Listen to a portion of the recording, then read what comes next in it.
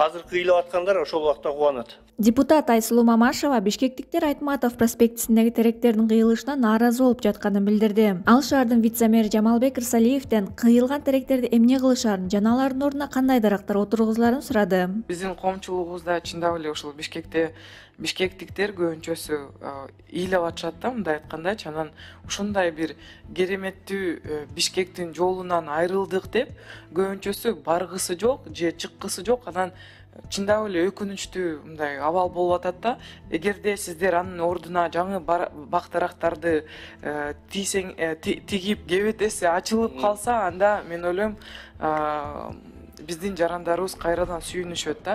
Бирок чындап эле бүгүнкү күндө бардыгы нааразы болуп атышат. Рсалиев мэрия эски дарактардын ордуна дээрлик 5 метрлик клондорду сатып алганын билдирди. Ал кыйылган теректердин бир бөлүгү муктаж үй бүлөлөргө отун катары берилерин кошумчалады. Бардыгыңыздарга эле кайрылып айта кетелем, бул ушул бак дарактар боюнча негизинен шамал болгондо, катуу шамалда бактар кулап, машиналарды ал эмес былтыр эле бул жерде шоро сатып аткан эжени деле басып калган күндөр болду да.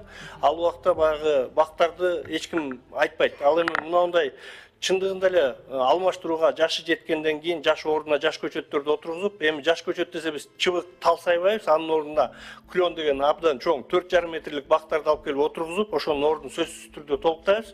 Азыр кыйлап аткандар ошол убакта кубанат. Азыр болсо Айтматов проспектисин көзгө жаш албастан кароо мүмкүн эмес. Былтыр ноябрдын соңунда мэрия Айтматов проспектисиндеги кооптуу теректерди кыя баштаган. Мэр Айбек Чунушалиев андай дарактардын жалпы саны 1400 экенин белгилеген. Анын айтымында теректердин жашоо узактыгы 40-45 жылды түзөт. Жунушалиев ал дарактардын 70-жылдары отургузулганын, алар картайып кооптуу болуп калганын айткан. Ал кыйылган теректердин ордуна шаардын климатына туура келе турган башка дарактар отургузуларын кошумчалаган.